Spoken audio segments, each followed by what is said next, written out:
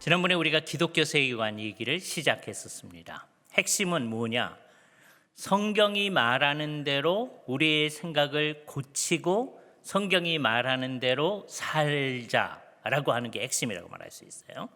그러니까 우리가 예수를 믿는 사람인데도 우리 마음속에, 우리의 머릿속의 관념 가운데 성경이 얘기하지 않는 대로 생각하는 거 많이 있거든요. 그러니까 성경을 딱 발견해서 이게 비성경적인 거라고 알면 그걸 고쳐야 되는 거란 말이에요. 근데 이게 쉽지가 않습니다.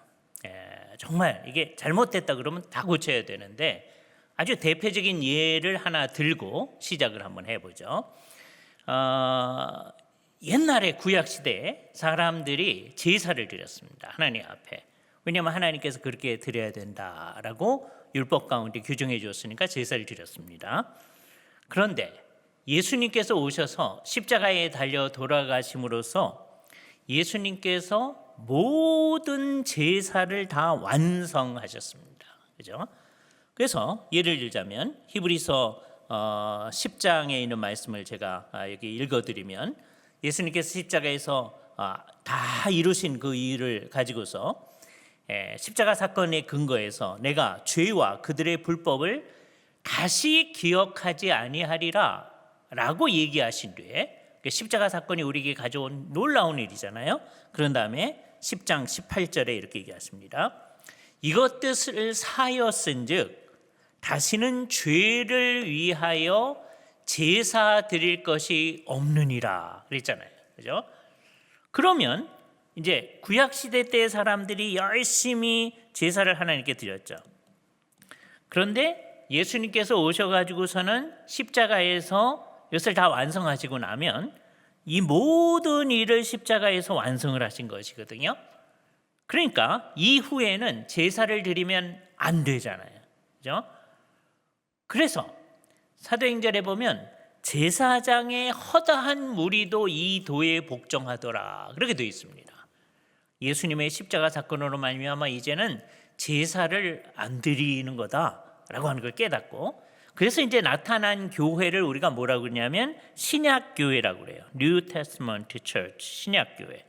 신약교회는 어떤 교회냐? 제사를 안 드리는 교회입니다. 이게 우리 마음속에 딱 생각을 해야 되는 거죠. 그런데 세월이 이제 한참 지나자 이제 무슨 일이 생겼느냐면 우리가 예배를 하면서, 예배는 왜 하는 거냐면 주께서 우리를 구속해 주신 게, 십자가에서 구속해 주신 게 너무 감사하고 그 빛에서 옛날에 우리를 창조해 주셨던 게 너무 감사해서 감사를 주 앞에 표현하는 거죠. 그래서 주님께 감사의 표현으로 이제 예배를 하는 건데, 세월이 한참 지나다 보면 자꾸 구약과 신약을 섞어서 생각하려고 하는 거예요. 그래가지고서는 세월이 지나면서 예배하는 거를 자꾸 제사하는 거라고 생각을 하고 그 비슷한 일들을 하기 시작한 일이 발생을 했습니다. 천주교회가 바로 그런 예예요. 그러니까 여기서 예배를 할 때마다 이거를 제사를 드린 거라는 거죠. 예수님께서 십자가에서 피를 흘려주셨는데 이제 우리는 피 없는 제사를 드린다라고 한 거예요. 그래서요, 한 3세기세부터 16세기 이르기까지 계속해서 사람들이 오랫동안 다시 제사를 하기 시작한 거예요. 그런데 히브리서에서 아까 분명히 얘기하기를 이제 다시는 제사 드릴 것이 없느니라 그랬단 말이에요. 이거를 다시 깨닫게 된 게 언제냐? 종교개혁 때예요. 종교개혁 때에 여태까지 우리가 제사 드리는 게 이게 잘못한 거구나 라고 하는 걸 깨닫고 천주교에서 미사 드리는 걸 전부 다 폐지하고서는 우리는 성경에 따라서 새롭게 예배를 한다 이렇게 했거든요.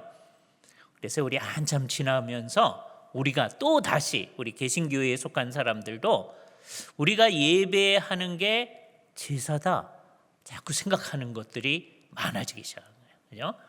그래서요, 저도 어렸을 때 우리 교회가 아주 좋은 교회였음에도 불구하고 이 앞부분을요 다 뭐라 그러냐 하면 제단이라고 합니다. 한국 교회도 그런 거예요. 제단에서 뭐 하는 거죠? 제사하는 거잖아요. 그래서 우리 머릿속에 알게 모르게 예배가 제사하는 거다라는 관념이 또 나타나기 시작해요. 구약 시대는 하나님이 하라고 해서 제사하는 겁니다. 그런데 신약에서는 제사를 안 하는 거거든요. 히브리서에서 분명히 다시는 죄를 위하여 제사 드릴 것이 없느니라 했잖아요. 그럼 예배를 제사라고 하면 안 되거든요. 예배를 인도하시는 분을 제사장, 사제라고 하면 안 되거든요. 근데 천주교회는 지금도 제사장 이렇게 합니다. 그죠? 예배를 시작할 때 천주교회에서는 주께서 여러분과 함께 하십니다라고 이제 그분이 이제 얘기하기를 시작하셔요. 그럼 이제 성도들이 뭐라고 반응하냐면 사제의 영혼과도 함께 그렇게 얘기합니다. 사제라는 말은 제사장이라는 거예요. 그죠? 그러니까 제사장이 지금도 있고 제사장이 지금도 하나님께 제사를 드린다라는 관념을 지속하고 있는 거예요. 종교개혁을 했음에도 불구하고 루터파 교회도 지금 목사님을 목사님이라고도 하지만 또한 사제라고 합니다. 성공회도 마찬가지예요. 네, 목사님이라고도 해요. 그러나 사제라고도 합니다. 그러니까 사제를 일반적으로 아버지 그러거든요. 그걸 갖다 우리나라에서는 신부님 그렇게 얘기하죠. 그 신부, 영적인 아버지라는 뜻입니다. 그게 아주 대표적으로 성경이 말하는 거하고 어긋나게 얘기하는 거죠. 하나님 아버지가 계시고 우리가 다 같이 주를 섬기는 종들인데 어떤 분이 우리의 아버지다 하는 거예요. 그죠? 그래서 아주 젊은 신부님이 있다고 해보세요. 한 20살 간 넘은 신부님, 임직하신 신부님이 계시다고 해보세요. 80이 된 성도가 있다고 해보세요. 그분들이 우리말로는 그 말이 잘 안 드러나서 그런데 그 말을 영어로 표현하면 신부님 할 때 그 80이 넘은 할머니, 할아버지 성도가 뭐라고 계세요? Father 그렇게 얘기합니다. 아버지 그러는 거예요. 예? 정말 그러니까 신심이 없는 사람은 그냥 그렇게 말하는 거다라고 하면서 하지만 진짜 신심이 있는 사람은 정말 그 의미를 담아서 하는 거거든요. 그러니까 성경이 얘기하는 거하고 아주 다른 체제가 다 나타나는 거예요. 그죠? 이럴 때 성경이 말하는 거하고 다른 것이 우리에게 있을 때 우리는 지난번에 우리가 어떻게 하자고 그랬습니까? 성경이 말하는 대로 이걸 고치자라고 하는 거예요. 이게 기독교 세계관 운동이에요. 진짜 기독교 운동입니다. 이게 쉽지 않죠.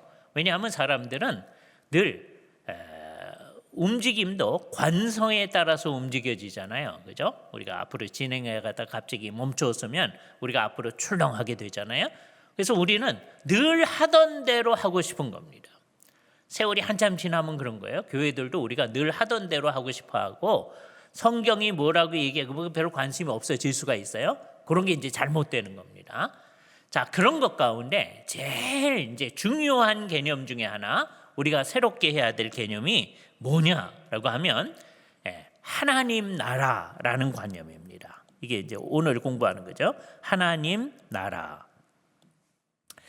이거 한번 잘 오늘 공부를 해보도록 하겠습니다. 나라라고 하는 건 정말 나라. 이거는 뭐 오해할 사람이 없어요. 누군가가 다스리는 게 나라죠. 그죠? 그러니까 누가 다스리는 거냐? 하나님께서 다스리는 것. 그걸 하나님 나라라고 얘기합니다. 그죠? 마가복음 1장 14절에 의하면 예수님께서 사람들한테 와가지고서는 갈릴리에 와서 말씀을 하십니다. 요한이 잡힌 후에 예수께서 갈릴리에 오셔서 하나님의 복음을 선포하셨다라고 얘기하는데 1장 15절에 요약해서 하시는 말씀이 뭐라고 그러냐면 때가 찼고 하나님 나라가 가까웠다 그렇게 얘기합니다. 하나님 나라가 가까웠다. 예수님께서 하나님 나라가 가까웠다 그래요. 마태복음에서는 이 똑같은 말을 조금 다른 말로 사용을 합니다. 여기서 이제 우리가 주의를 하셔야 됩니다. 마태복음 4장을 한번 가보세요. 마태복음 4장에 보면 예수님께서 이 같은 말을 뭐라고 얘기하시는지 한번 들어보시기 바랍니다. 마태복음 4장 17절부터의 말씀인데 이때부터 예수께서 비로소 전파하여 가라사대 이 비로소 전파했다라는 말로부터 이게 예수님의 갈릴리 사역의 최초의 선포였다는 걸 알게 됩니다. 뭐라고 그러시냐? 회개하라. 아까 마가복음에서도 그랬죠. 회개하라. 그랬는데 여기서도 회개하라. 그 다음에 뭐라고 그랬냐면 천국이 가까웠느니라. 그렇게 얘기합니다. 천국, 우리가 잘 아는 말이죠. 잘 주의해야 됩니다. 천국이 예수님이 뭐라고 얘기해? 가까웠다라고 얘기했어요. 우리 말을 예수님이 쓰는 대로 써야 됩니다. 천국이라는 말은 아까 하나님 나라가 가까웠다 하고 똑같잖아요. 그러니까 천국하고 하나님 나라는 같은 말이에요. 이제 말을 그렇게 써야 됩니다.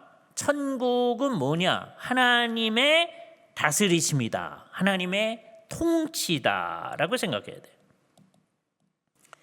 그런데 우리는 그렇게 쓰려고 하지 아니하고 그냥 한자 풀이를 하고 싶어 합니다. 한국 사람들은 천국이 또 있잖아요.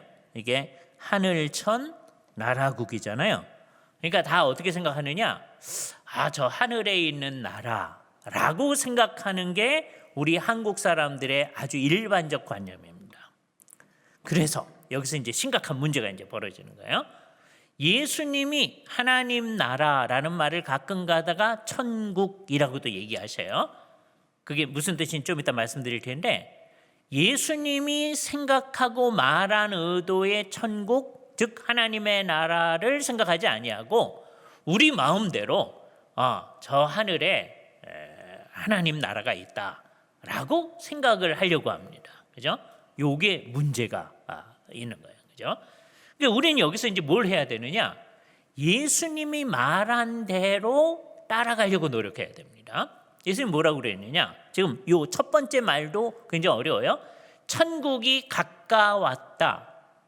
그럼 기본적으로 천국은 어떻게 되는 거라고 하는 걸 전제로 하는 거예요?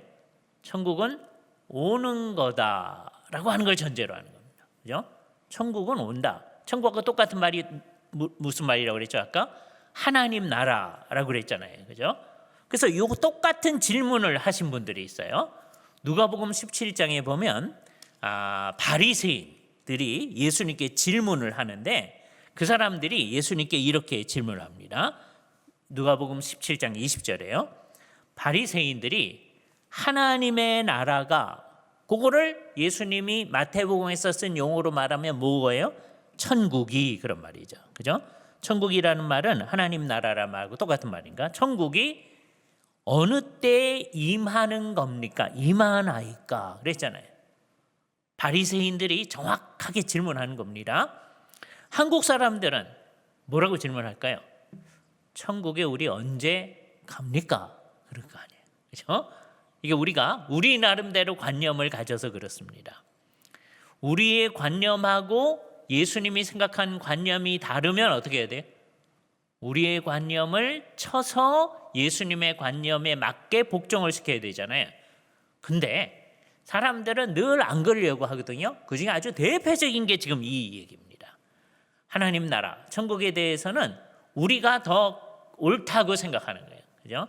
그래서 예수님한테 이제 이따가 더 예수님께서 더 굉장한 얘기를 해주실 거거든요. 예? 그 얘기를 할 때 예수님, 그러면 안 되는데요 하고 싶어집니다. 한국 사람들은. 왜요? 우리 머릿속에 천국은 뭐예요? 저 높은 우주에 천국을 만들고 주 믿는 사람 오라네, 아이들한테 가르치는 얘기 속에 딱 들어있어요. 우리 나름대로 자기가 생각해낸 거예요. 근데 성경에 의하면 어떻게 되느냐? 하나님 나라는 오는 나라다라는 거예요. 기본적으로. 그러니까 여기서 여러분 머릿속에 책 제목 하나를 기억을 해 주셨으면 좋겠어요. 그 책 제목이 어떻게 되냐면 Coming of the Kingdom 이라는 책이에요. 하나님 나라의 오심이라는 게, 또는 아주 어려운 말로 도래, 옛날 그렇게 말을 했습니다. 하나님 나라는 오는 나라다라고 합니다. 그죠?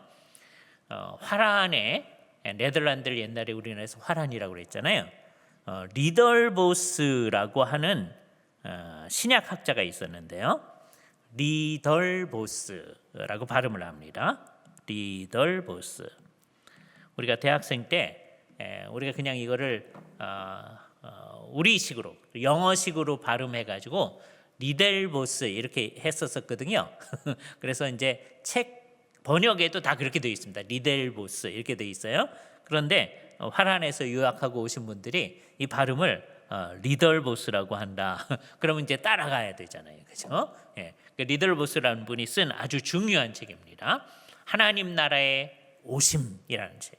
이것만 여러분이 생각해도 지금 하나님 나라에 대해서 굉장한 생각을 할 수 있는 거예요, 그렇죠? 유대인들은 기본적으로 하나님 나라는 오는 거다라고 생각하고 있었어요, 그렇죠? 이건 어떻게 된 걸까? 옛날에 그 앞에 복잡한 얘기가 있는데 인간들이 이제 하나님께 반역하고 하는 그 얘기가 있는데 하여튼 그거는 생략하고 거기까지 하려면 안 되니까 아브라함을 불러내셔가지고 아브라함의 후손들한테 하나님의 나라를 만드시려고 하나님이 계획하신 거예요.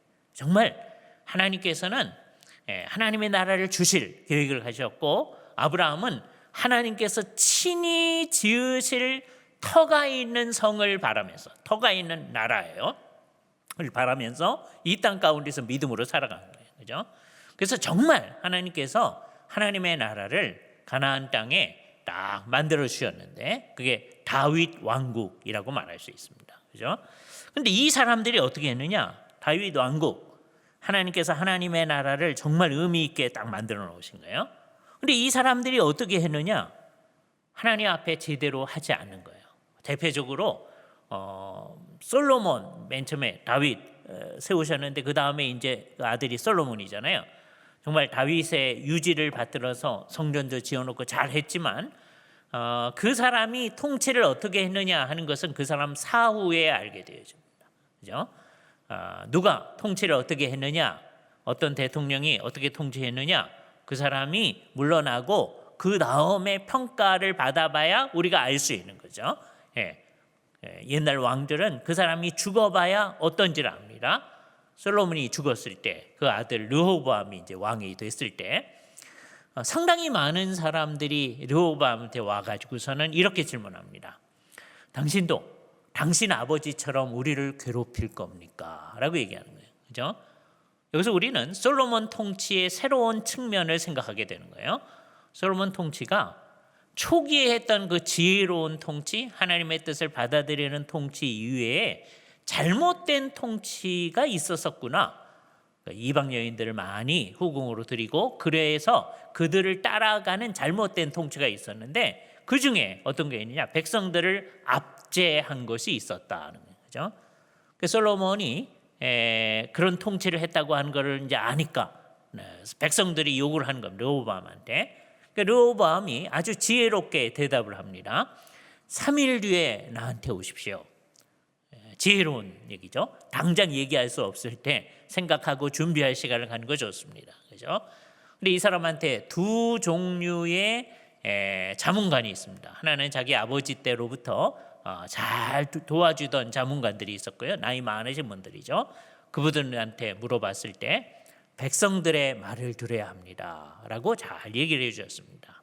이 사람한테 또 젊은 자문관들이 있었습니다. 젊은 자문관들한테 물어봤을 때 이 사람들 뭐라 그러냐면 처음부터 강하게 나가야 됩니다.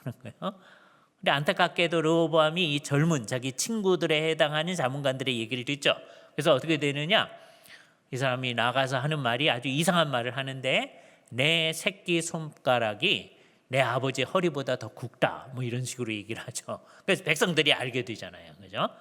나는 더 할 거다라는 얘기가 함의되어 있으니까 결국 나라가 둘로 쫙 나눠지죠. 북쪽 이스라엘이라는 나라가 생기고 남쪽에 유다와 베냐민만 남았기 때문에 이것을 유대 나라라고 얘기를 하게 됩니다. 그래서 이제 지금까지 우리가 유대인이라는 말을 사실은 북쪽 이스라엘이 아주 멸망하고 난 다음에 이 나라만 남고 이 사람들이 온 세상에 흩어졌을 때 그렇게 말하는 것으로부터 이게 시작되어진 거죠. 그래도 나뉘어졌어도 두 나라가 다 하나님의 나라라고 하나님은 인정을 하십니다. 근데 하여튼 나라가 나뉘어졌다고 하는 게 아주 안타까운 일이죠. 그죠? 제대로 돼 있지 않은 거잖아요. 그러나 북쪽 이스라엘도 하나님께서는 하나님의 나라라고 생각하셔서 선지자들을 계속 보내시죠. 그래서 회개하고 하나님께 돌아오라고 얘기를 합니다. 근데 이 사람들이 순종하지 아니하죠. 결국 북쪽 이스라엘이 멸망하고 맙니다. 주전 722년 아시리아에 의해서 북쪽이 이제 멸망하고 말죠. 그럼 남는 게 이제 남쪽 유대 나라니까 유대라도 제대로 해야 되는데 이 사람들도 제대로 하지 않아서 결국 586년에 나라가 멸망하고 맙니다. 그죠? 상당수의 사람들, 뭐 한 10%도 안 되는 사람인데 그 사람들이 바벨론으로 포로로 잡혀갑니다. 자, 그럼 나머지 사람들은 이 땅에 있어요. 그런데 이 땅에 있어도 유대 전체는 바벨론 포로기를 경험하는 거예요. 왜요? 성전은 무너졌죠. 다음에 성전에서 제사할 수 있는 사람들은 다 잡혀갔죠. 그리고 왕을 비롯해서 뛰어난 사람들은 다 잡혀간 상황이니까 비록 유대 민족의 모든 사람이 다 바벨론의 포로로 잡힌 건 아니었어도 이 사람들은 다 이 시기를 바벨론 포로기라고 생각하게 됩니다. 이분들의 마음속에 무슨 질문이 있었겠어요? 두 가지입니다. 우리가 왜 망했을까? 하나님 나라가 왜 망했을까? 그죠? 그때 그 전서부터 선지자들을 통해서 하나님이 주시는 메시지는 뭐냐면 너희 죄에 대해서 하나님께서 심판하신 것이다. 선지자들의 메시지를 요약하면 이 얘기죠. 죄에 대한 심판이다.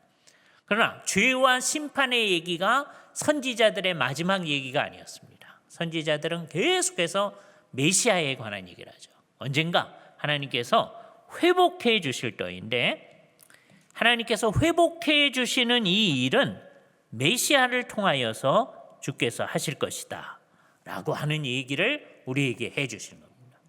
그래서 이제 유대 나라 사람들이 메시아를 기다리기 시작하죠. 그죠? 그런데 이 마음이 뭐겠어요? 하나님의 나라를 회복하여 주시옵소서라고 하는 것이죠. 정말 예수님께서 돌아가신 다음에 나중에 감람산에 이르렀을 때 제자들이 예수님께 와가지고서 했던 질문도 그겁니다. 주께서 이스라엘 나라를 회복하심이 이때이니까. 그러니까 여기 이 사람들은 이스라엘 나라가 회복되어지기를 기대하고 있었다. 그 이스라엘 나라가 회복되어지는 것이 하나님 나라가 오는 것이다 라고 생각하고 있었던 거죠. 우리가 잘못해서 하나님의 그 다스리심, 하나님의 독특한 통치를 우리가 다 말아먹고 말았었는데 그래서 우리가 다 포로로 잡혀가고 하나님 앞에 잘못했는데 언젠가는 하나님께서 이것을 다시 회복하여 주실 겁니다 라고 생각한 거죠. 메시아가 오시면 될까? 이렇게 기다리고 있는 거예요. 그죠? 그러는 사람들이 계속해서 이제 기다립니다. 언젠가 메시아가 올 것인가. 근데 유대 광야에서 젊은 사람이 약대 털옷을 입고 나타나가지고서는 회개하라 천국이 가까워하느니라 그렇게 선언했잖아요. 이 사람이 요한이라는 거 아시잖아요. 그래서 사람들한테 회개에 합당한 열매를 맺는다. 앞으로 그럴 거다라고 하는 걸 아주 다짐하는 표로 세례를 받도록 합니다. 그러니까 회개의 세례를 받죠. 자, 회개의 세례를 선포하는 요한의 얘기는 천국, 즉 하나님의 나라가 온다 하는 거예요. 곧 온다 하는 거예요. 그러니까 여기서 이제 우리 말버릇을 잘 주의해야 돼요. 우리는 자꾸 간다라고 얘기하잖아요. 왜 그러냐? 그 이유는 또 있어요. 이따가 말씀드릴 거예요. 그러나 워낙 천국, 즉 하나님 나라와 관련해서는 오는 거다. 그런데 옛날 선지자들도 온다고 그랬잖아요. 그때보다 세례 요한이 얘기할 때가 좀 더 가까웠을 것 같잖아요. 천국이 가까웠다 그러죠. 세례 요한이 잡혔습니다. 그리고 헤롯이 목을 베어가지고 죽였어요. 그러고 난 다음에 예수님께서 갈릴리에서 하시는 말씀이 회개하라 천국이 가까웠느니라. 그럼 좀 더 가까이 온 것 같잖아요. 그렇죠? 그럼 옛날 선지자들도 천국은 온다고 그랬었고 그래서 백성들은 기다린 거예요. 세례 요한도 온다고 그랬고 백성들이 기다렸습니다. 예수님께서 온다, 가까이 왔다 그랬어요. 자, 근데 세례 요한도 그렇게 말할 수 없고 옛날 선지자들로 말할 수 없는 아주 독특한 얘기를 예수님이 하기 시작하십니다. 대표적인 얘기로 마태복음 12장 28절 같은 말씀이에요. 12장 28절이 아주 대표적인 예가 됩니다. 뭐라고 그러십니까? 그러나 내가 하나님의 성령을 힘입어, 마태복음 12장 28절에요. 하나님의 성령을 힘입어 귀신을 쫓아내는 것이면 하나님의 나라가 이미 너희에게 임하였느니라. 하나님의 나라는 천국이란 말이에요. 천국이 이미 너희에게 임하였다. 자, 이 말에 대해서 우선 한국 사람은 어떻게 반응할까요? 천국이 임하다니요. 예수님, 천국 우리 가야 되는데 임하면 어떡하나요? 한국 사람들 그렇게 할 겁니다. 근데 유대인들은 그렇게 얘기 안 했어요. 유대인들은 천국이 임하여 오기를 기다렸던 거예요. 그죠? 그러나 유대인들은 뭐가 문제였느냐? 이 천국이 임할 때 어떻게 된다고 생각을 했느냐 하면, 유대인 중심으로 해서 세계 질서가 개편되는 것이 천국이 임하는 거다라고 생각한 거예요.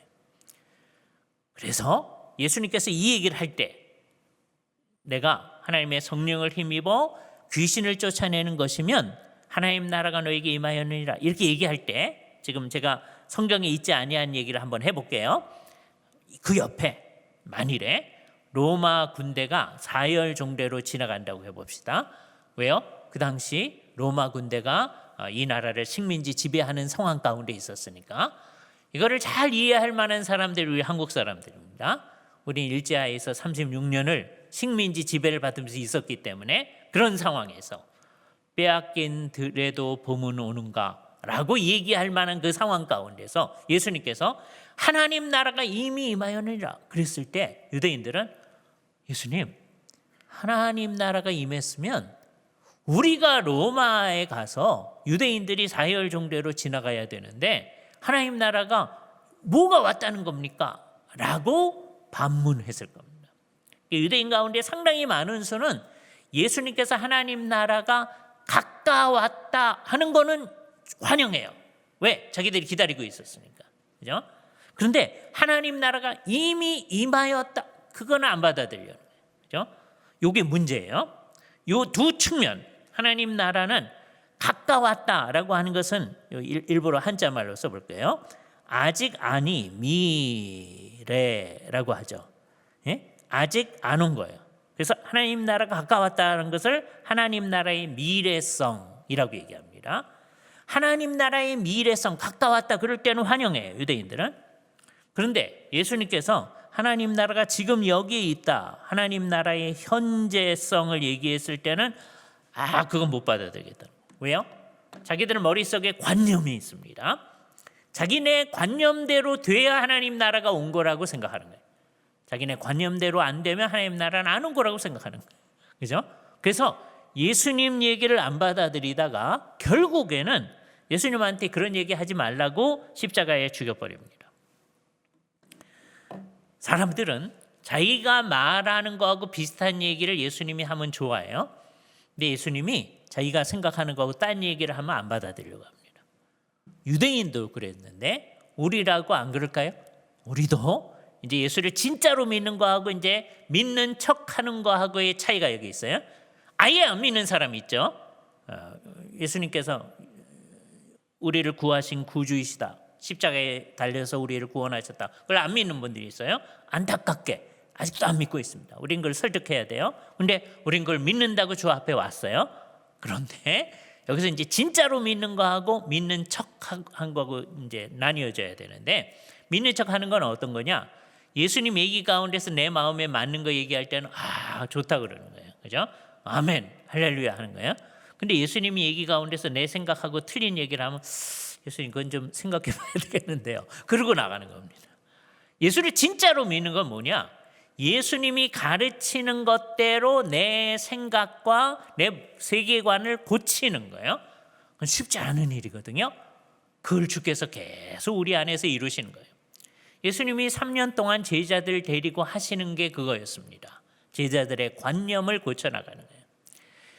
제자들은 유대인이었으니까 하나님 나라가 가까이 올 거다, 이걸 믿고 있었어요. 그리고 심지어 예수님이 그 하나님 나라를 가져다 주시는 메시아이다, 그것도 믿었습니다. 베드로의 유명한 고백, 우리말 성경이 번역이 좀 이상하게 되는데 하여튼 우리말 성경에 번역된 대로 보겠어요. 주는 그리스도시요 살아계신 하나님의 아들이십니다. 이렇게 돼 있잖아요. 좋은 말이죠. 근데 이게 사실은 어떻게 된 말인 그 앞에 주는이라고 하는 부분이 당신님은 그런 말이거든요. 당신님은. 근데 이제 우리 말로는 사람을 앞에 놓고서는 당신 이렇게 얘기하는 거는 옛날 어른들은 허락이 안 됩니다. 예?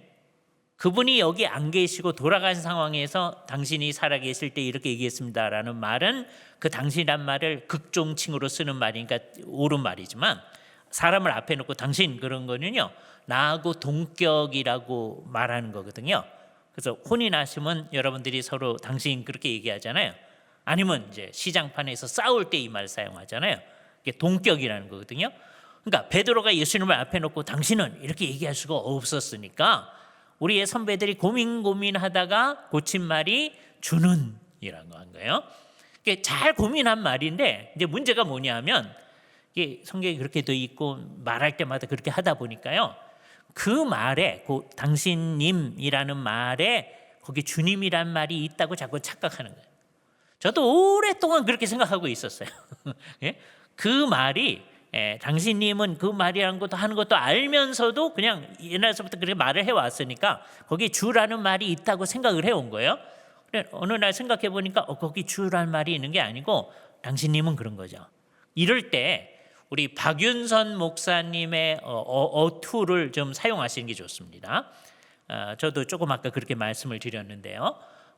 성부, 성자, 성령님을 언급하실 때는 언제나 당신님은 이렇게 표현을 하셨어요.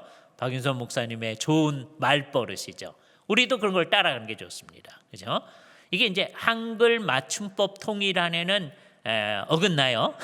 한글의 어법에는 당신님 이런 말이 없습니다.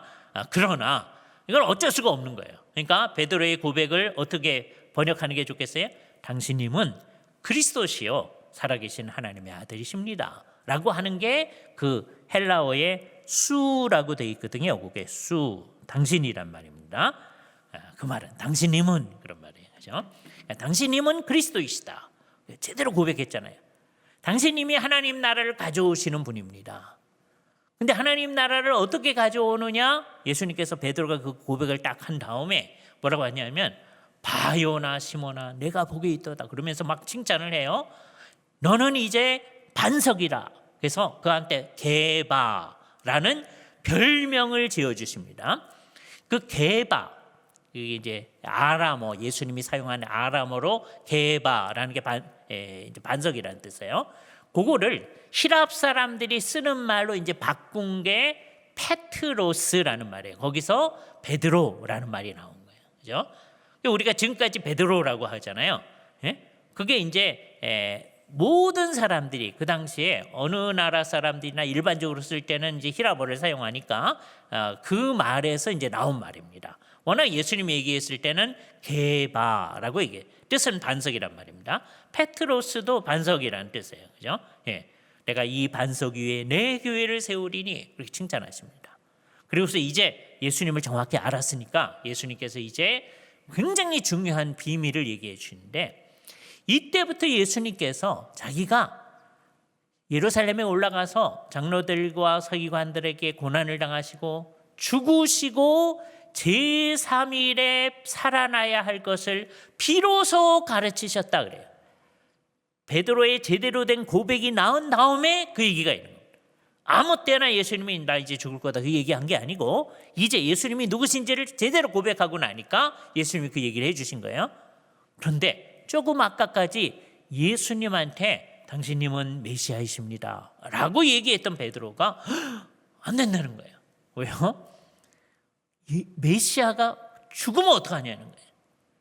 저는 어렸을 때 이 설교를 들을 때 우리 목사님이 이상하게 설교하셔서 그게 옳은 줄 알았어요. 우리 목사님이 어떻게 설교하셨었냐면 베드로가 예수님을 얼마나 사랑했는지 예수님이 돌아가시는 것을 생각해도 끔찍하게 소스라쳐 가지고서는 예수님한테 그런 일이 주에게 미치지 못하리이다 이런 식으로 얘기하셨다고 얘기하시더라고요. 근데 성경의 뜻은 사실은 그게 아니고 베드로가 예수님을 이를테면 거기 사용한 용어를 따지면 꾸짖어 가로되 그런 겁니다. 꾸짖 얼마나 강한 표현이지. 예수님께서 바람과 바다를 꾸짖어서 잠잠하게 했을 때 똑같은 단어예요. 예수님한테 그러면 안 됩니다. 메시아가 죽다니요. 메시아는 하나님 나라를 영광스럽게 가져와야 되니까 유대적인 하나님 나라의 관념을 아직 가지고 있는 거예요. 하나님 나라가 이 세상에 임하면 온 세상을 유대인이 지배하게 될 것이다 라고 생각하는 거예요.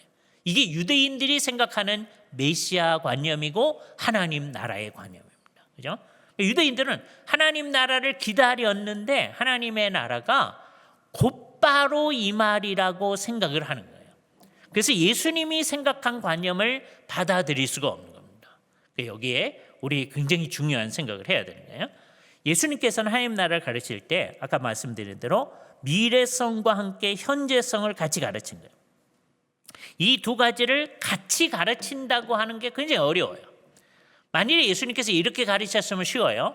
어느 시점까지는 장차 올 거다. 그다음에 어느 시점서부터는 이제 임하였다.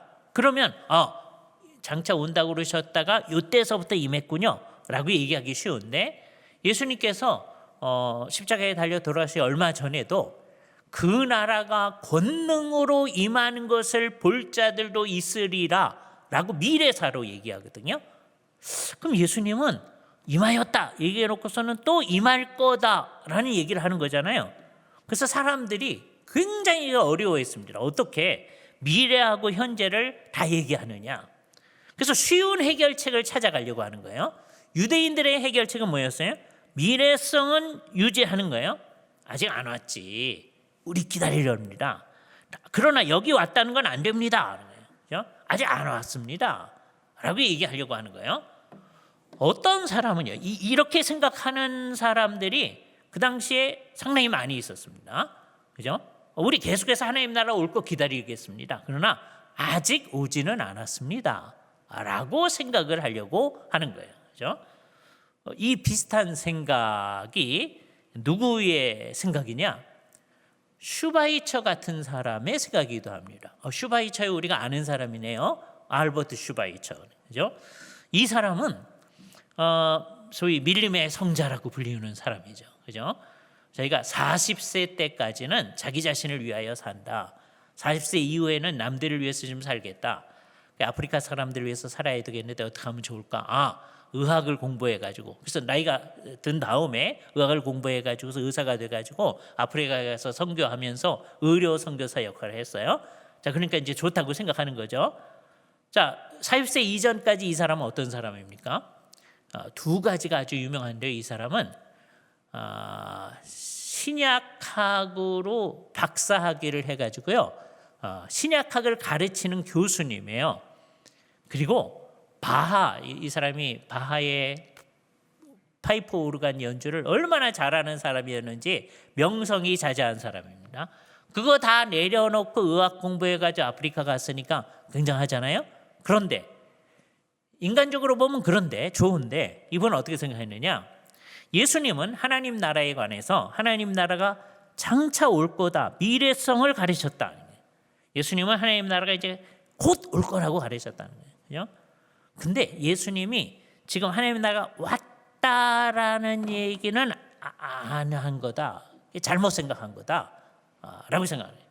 슈바이처는 어떻게 생각했냐면 하나님 나라가 올 거라고 예수님이 굳게 믿었는데 그래서 슈바이처는 성경을 부분적으로 믿습니다. 어느 구절을 막 좋아하느냐면 예수님께서 예루살렘으로 올라가시기를 굳게 결심하니라. 그걸 굉장히 좋아해요. 그죠? 왜 예루살렘에 올라가려고 하냐면 하나님 나라가 한만 저희가 이제 오리라고 기대하고 있었는데 사람들한테 이제 온다고 가까웠느냐 그렇게 얘기했는데 안 오니까 내가 가서 죽으려고 하면 오겠지. 왜?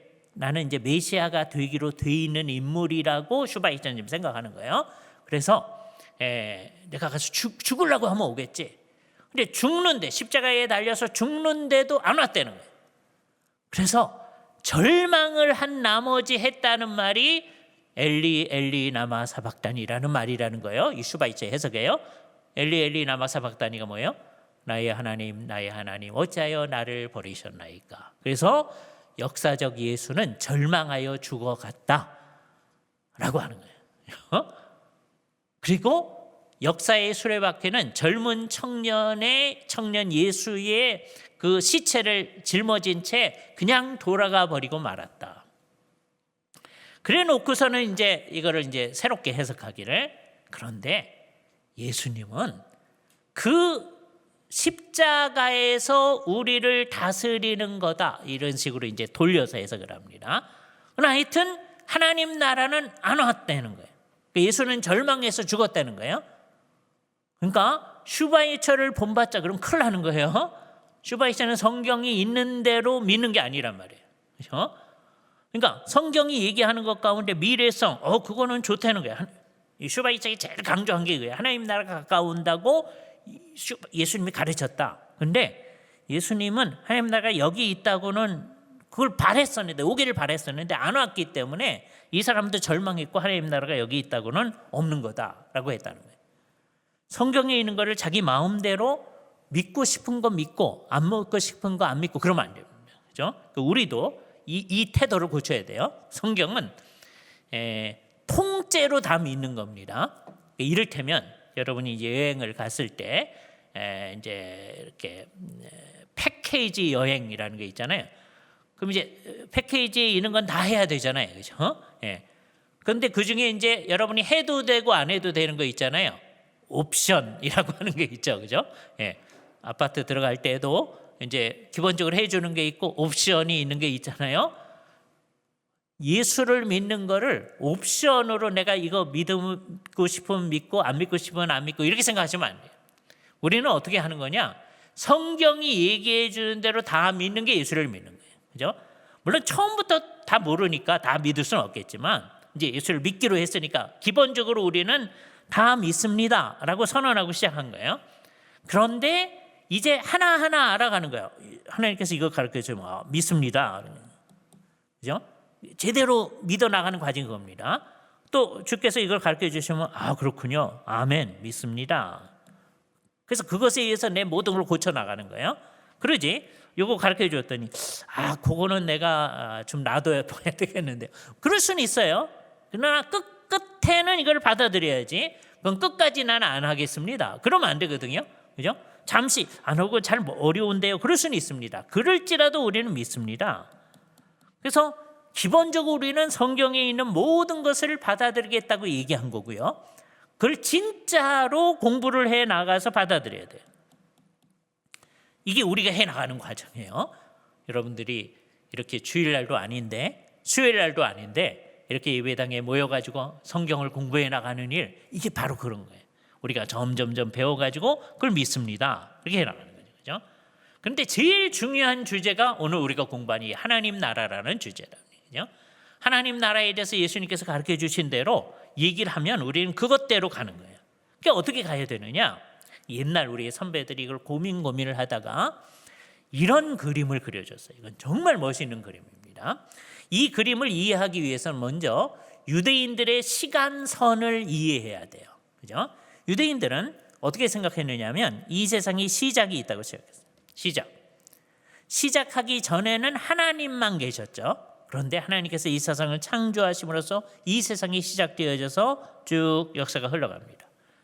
그런데 언젠가 되면 역사가 끝날 때가 있다. 그래서 유대인의 아주 중요한 관점, 이게 성경적 관점인데 시작과 끝이 있다는 거예요. 요것을 유대인들은 뭐라고 그러냐면 이 세계 그랬습니다.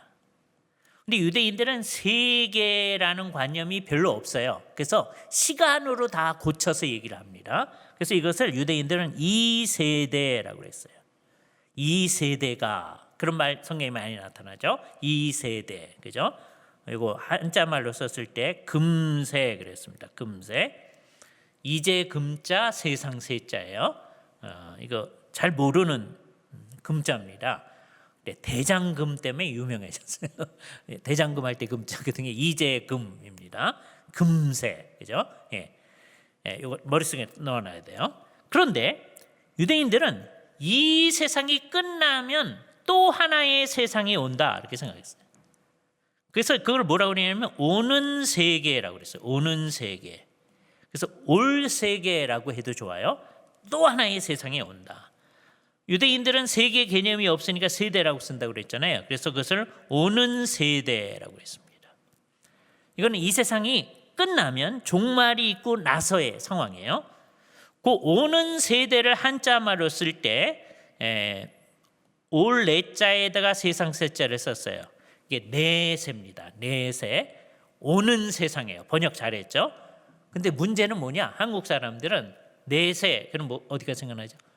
우리가 죽은 다음에가 생각나는. 그래서 성경에 금생과 내생에 금세와 내세 그런 말이 있을 때 우리는 성경대로 생각하는 게 아니고 우리 한국 사람들을 생각하는 식으로 생각합니다. 금생, 우리가 사는 동안, 내세, 우리가 죽은 다음, 자꾸 그러거든요.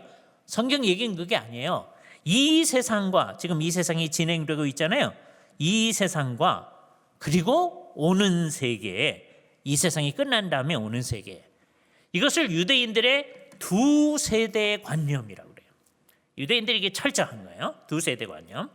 근데 예수님은 오늘 아주 제일 중요한 얘기를 하시는데 이 세상이 흘러가는데 이 세상이 끝나야 오는 세상이 온다고 생각하고 있잖아요. 근데 이 세상이 끝나지도 않았는데 하나님의 나라가 오는 세상이 하나님 나라거든요. 하나님 나라가 이미 임하였느니라 그런 거예요. 그래서 오는 세계가 임하였다는 거예요. 오는 세대가 임하였다. 그런데 이 세상이 아직 안 끝났잖아요. 그죠? 이 세상은 계속되어져요. 근데 언제 이 세상이 끝나느냐? 나중에 성경 전체로 보니까 예수님이 재림하여 오실 때 끝나는 거구나. 그죠? 그래서 요 하나님 나라가 왔을 때가 언제냐? 예수님의 초림 때입니다. 그걸 두부모 자르듯이 언제입니까? 라고 하면 안 돼요. 예수님께서 마리아에게 수태될 때입니까? 아니면 예수님이 한 9개월 또는 10개월 지난 다음에 마리아한테 응아하고 태어날 때입니까? 아니면 예수님께서 공생애를 시작하려고 세례요한한테 세례를 받고 물에서 올라올 때 그에게 성령이 비둘기 같은 형태로 임하는 그때입니까? 아니면 예수님께서 하나님 나라가 너희에게 이미 임하였느니라 라고 선언하는 때입니까? 아니면 예수님께서 십자가에 달려 돌아가신 때입니까?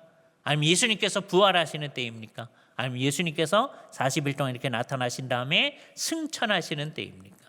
그거를요 두부모를 자르듯이 나누려고 하면 안 돼요. 그 전체를 합쳐서 우리는 그리스도의 초림에서 하나님 나라가 임하였다라고 얘기를 하는 거예요. 이게 굉장히 중요한 그림이에요. 하나님 나라가 예수님의 초림에서 이 땅에 임한 거예요. 그런데 이 세상이 아직 안 없어졌어요. 이 세상은 계속 있는 거예요. 그게 어디까지 있느냐? 지금도 있어요. 이 세상이. 그렇잖아요. 우리가 이 세상 안에서 살고 있어요. 그런데 놀라웠게 우리가 동시에 하나님 나라 안에 살고 있는 거예요. 그래서 우리는 이 세상에 있으면서 하나님 나라 안에 있는 사람이 된 거예요. 왜요? 하나님 나라가 와 있기 때문이에요. 이게 굉장히 중요한 생각이에요. 이 그림을 여러분 머릿속에 딱 그려놓으셔야 됩니다. 그죠? 이 그림은 누가 그렸느냐? 게알더스 보스라는 분이 그렸어요. 정말 좋은 그림을 그려놓은 거예요. 그죠? 예. 이분이 1930년 정도에 바울의 종말론이라고 하는 책을 내십니다. 1930년대. 그죠? 예.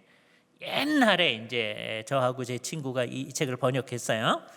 그게 이제 없어진 다음에 박규태 목사님하고 통합측 목사님이 다시 이 책을 번역해 내셨습니다. 굉장히 번역도 잘하셨어요. 바울의 종말론. 물론 어렵긴 어려운 책이에요. 그러나 좋은 책입니다. 박규태 목사님이 통합측 목사님 가운데서 성경 영어로 된 책 번역을 아주 많이 잘하셨습니다. 여러 책을 번역하셨어요. 그러면서 본인이 정말 신경 써서 잘 번역한 중요한 책이 있다면 게알더스 보스의 바울의 종말론이다라고 얘기하신 적이 있습니다. 정말 귀한 책이에요. 어렵지만 읽어볼 만한 책입니다. 이게 얼마나 어려운 책인지 제가 예를 들어서 말씀드릴게요. 이 책이요 영어로 되어 있거든요. 근데 영어로 이제 미국서 미국 교수님들이 이 책 읽으라고 이제 미국 학생들한테 소개를 합니다. 그럼 미국 학생들이 그 책을 읽다가요, 교수님한테 와가지고서는 교수님, 이 책 언제 영어로 번역됩니까? 라고 얘기합니다. 영어로 된 책인데 왜 그러냐? 두 가지 이유 때문에 그래요. 첫 번째는 어려워요. 어려운데 그 어려움의 또 하나의 이유는 게럴드 스포츠는 워낙은 화려한 사람인데 한 10대 때에 미국으로 이민 간 사람이에요. 그러니까 영어가 유창한 사람입니다. 그리고 뭐 영어로 나중에는 활동을 많이 했어요. 그런데도 이 사람은 생각은 역시 화란어로 하는 거죠. 그렇죠? 우리들하고 여러분 자녀들 가운데서 미국서 계속 자라난 학생들하고의 차이를 들자면, 우리들은 암만 영어를 잘하는 사람이라도 기본적으로 한국어로 생각하고 그걸 영어로 번역을 머릿속으로 막 번역을 해서 이제 얘기하고 합니다. 그렇죠? 그런데 한국 사람이라도 미국서 잘하는 애들은 그냥 생각 자체를 영어로 하는 거죠. 그러니까 제1세대는 아무래도 생각을 한국말로 하고 그 다음에 영어로 번역하는 거예요. 게럴드 스포츠가 지금 그런 것 같아요. 기본적인 생각은 화란어로 하는 것 같아요. 그러니까 영어로 썼지만, 이 책 화란어로 먼저 쓴 책 아니에요. 영어로 썼지만 기본적인 자기 생각이 화란어기 때문에 미국 사람이 읽어도 이게 어떻게 되는지가 어려울 정도다. 물론 이제 그건 2차적인 어려움이고 이 개념 자체가 어려워서 그렇습니다. 그러나 이 책을 딱 요 그림만 봐도 정확하게 이해할 수 있어요. 바울의 종말론은 어떤 거냐? 이 세상 역사의 한가운데서 하나님 나라가 우리에게 임하여 왔다는 거예요. 그죠? 이걸 머릿속에 그려놓으세요. 이거를 우리식으로 다시 한번 그려보겠습니다. 우리식으로 어떻게 그려볼까? 이거를 이 세상 전체라고 한번 생각해 봅시다. 이 세상 전체. 이 세상은 눈에 보이죠. 한 구석이 한국이고요. 또 한 곳이 지금 동계올림픽이 벌어지고 있는 중국이고 막 그럴 겁니다. 자, 그런데 거기에 눈에 안 보이는 형태로 하나님 나라가 임하여 온 거예요. 이게 중요해요. 눈에 안 보이는 형태로. 그래서 눈에 안 보여야 되는데 그렇게 되면 안 되니까 색깔을 달리해서 그려보겠습니다. 하나님 나라가 임하여 온 거예요. 그렇죠? 눈에 안 보이는 거예요. 그러나 분명히 이 세상 안에 와 있는 거예요. 세월이 지나면 이제 어떻게 될 건가? 하나님의 나라가 이 땅 가운데 점점점 진전해 나가는 거예요. 그래서 이걸 어떻게 생각하시면 여러분이 제일 좋으냐? 바울이 골로새서에서 하는 말 한 구절을 한번 읽어보겠습니다. 골로새서 1장 13절 말씀을 제가 여러분께 읽어드릴 텐데요. 예수님께서 우리를 위해서 해주신 일을 바울은 이렇게 요약해서 얘기합니다. 골로새서 1장 13절에요. 그가 성부 하나님께서 어떻게 하셨느냐? 우리를 흑암의 권세에서 건져내사, 그 다음에 그의 사랑의 아들의 나라로 옮기셨으니, 골로새서 1장 13절입니다. 그의 사랑의 아들의 나라, 하나님의 아드님의 나라죠. 그게 하나님 나라죠. 그죠? 그러니까 어떤 아주 현학적인 사람들은 아버지의 나라와 아들의 나라를 나누려고 하시는 분들이 있어요. 별로 좋은 태도 아닙니다. 아버지의 나라가 아드님의 나라고 그 나라가 성령님의 나라예요. 그게 다 하나님의 나라입니다. 하나님의 나라로 우리를 옮기셨으니, 번역 제대로 한 거예요. 옮기실 것이니 이렇게 돼 있지 않아요. 예수를 믿는다고 하는 게 뭐예요? 우리를 흑암의 권세에서 건져내사 사랑의 아드님의 나라로 옮기셨다고 믿는 거예요. 그죠? 이거를 안 믿는 사람이 많죠. 대표적으로 제가 그랬습니다. 제가 대학교 1학년 때까지 저는 예수를 열심히 믿었어요. 그렇죠? 얼마나 열심히 믿었는지 신학교회를 갔습니다. 그런데 대학교 1학년 때까지는 어떻게 생각하고 있었느냐? 나는 예수를 열심히 믿기 때문에 죽음은 하나님 나라 갈 거라고 생각했어요. 예? 중학교 때 CCC 간사님이 우리 학교로 오셔가지고서는 지금 죽어도 천국 갈 수 있는 사람 손들어 그랬을 때 제가 열심히 손들었던 사람이에요. 그죠? 그러니까 우리 관념이 어땠느냐? 예수 믿으면 죽으면 하나님 나라 갈 거야. 근데 하나님 나라는 아직 여기 있지 않아. 이렇게 생각한 거였거든요. 그런데 나중에 대학교 1학년 때 겨울방학 때 친구가 무슨 얘기를 해주고 가서 친구가 뭐라고 그러냐면 우리 강도사님이 하나님 나라에 대해서 무슨 가르치시는데 굉장히 새롭다 그러시는 거예요. 그리고 갔어요. 그 친구는. 그때 제 마음속으로는 속으로는 우리가 주일학교 때부터 하나님 나라 우리 죽으면 하나님 나라 간다고 생각해 왔는데 뭐가 새롭겠냐 그런 거예요. 그래서 이제 그 친구가 간 다음에 저 친구가 뭐 허튼 말 하는 사람도 아니고 그래가지고서는 그때 열심히 하나님 나라 공부를 하기 시작했습니다. 그죠? 그때 이제 제가 읽었던 책이 아까 게알도스 보스 책, 그다음에 아까 리더 보스 책, 이게 이제 전부 다 저하고 우리 친구들이 다 번역을 했어요. 나중에는. 근데 옛날에는 이제 번역되기 전에 이런 책들 읽은 거예요. 조지 레드 책, 뭐 이런 분들의 책을 읽었더니 이분들이 정말 아주 대표적으로 하나님 나라를 성경이 말하는 대로 잘 제시한 분들이거든요. 그랬더니 제가 틀린 거예요. 왜요? 이분들이 성경적으로 얘기해 준 바에 의하면 예수님께서 하나님 나라를 이 땅에 가져다 주셨기 때문에 근데 눈에 안 보이게 가져다 줬다. 이게 중요한 거예요. 그래서 소위 영안이 있는 사람만 하나님 나라 안에 자기가 들어갔다고 느끼는 거예요. 예? 안 그런 사람은 난 하나님 나라에 있다고 생각하지 아니하고 죽은 다음에 간다고 다 생각을 하고 있는 거예요. 대학교 1학년까지 저처럼. 그죠? 그런데 성경에서는 예수 그리스도를 진짜로 믿는 사람, 이 골로새서 1장 13절도 그 얘기를 해놓고 그 다음에 뭐라고 그랬어요? 14절 이건 다 믿습니다. 그의 아들 안에서 우리가 속량 곧 죄사함을 얻었느니라 그랬잖아요. 그 안 믿는 예수 믿는 사람 없잖아요. 다 그거 믿잖아요. 근데 그 위에 거는 잘 안 믿으려고 그러는 거예요. 그의 사랑의 아드님의 나라 즉 하나님 나라에 있게 하셨다. 나 대학교 1학년 때까지 안 믿었거든요. 그거 어떻게 생각한 거예요? 나는 죽으면 하나님 나라에 갈 겁니다. 이러고 있었어요. 그러니까 성경이 말하는 대로 안 믿는 거죠. 이게 얼마나 괘씸한 겁니까? 그렇죠? 예수를 믿는다고 하는 것은 성경이 말하는 대로 믿어야 되는 거예요. 어떤 사람이 예수를 안 믿고 있다. 그럼 그 사람은 흑암의 권세 가운데 있는 겁니다. 그래서 우리가 그분들한테 전도를 하잖아요. 여러분들이 열심히 전도해야 되는 이유가 그거예요. 예수님을 믿고 우리가 하나님 나라 백성이 됩시다. 그래서 그 사람이 진짜로 믿으면 어떻게 돼요? 그의 사랑의 아드님의 나라 안으로 들어가는 거예요. 안 믿던 사람이 전도를 받고 예수님을 믿으면 하나님 나라 안으로 들어오는 거예요. 우리가 이 일을 하는 겁니다. 이 땅 가운데. 남산교회는 이 땅에 왜 있어요? 여러 이유가 있어요. 그러나 있는 이유 가운데 하나는 우리 주변에 수없이 많은 사람들이 안 믿는데 그 사람들이 우리가 전하는 하나님 나라의 복음을 듣고 하나님 나라 안으로 들어와야 되는 거예요. 이게 궁극적 목표 중에 하나다. 이게 유일한 목표는 아니에요. 그러나 굉장히 중요한 목표다. 그러니까 우리가 뭐를 드러내야 돼요? 하나님 나라를 드러내야 돼요. 하나님 나라를 이 세상 가운데 나타내야 됩니다. 그죠? 만일에 이걸 안 하면 우리는 사람들로 하여금 하나님 나라를 소개를 안 하는 거고 하나님 나라를 중요하게 여기지 말라고 하는 게 되는 거예요. 우리가 하나님 나라를 중요하게 생각해야 사람들한테 하나님 나라를 얘기할 수 있습니다. 그렇죠? 그래서 잠깐만 쉬셨다가 그러면 우리 교회가 어떻게 하나님 나라를 이 세상에 제대로 나타낼 거냐 그 얘기를 할 겁니다.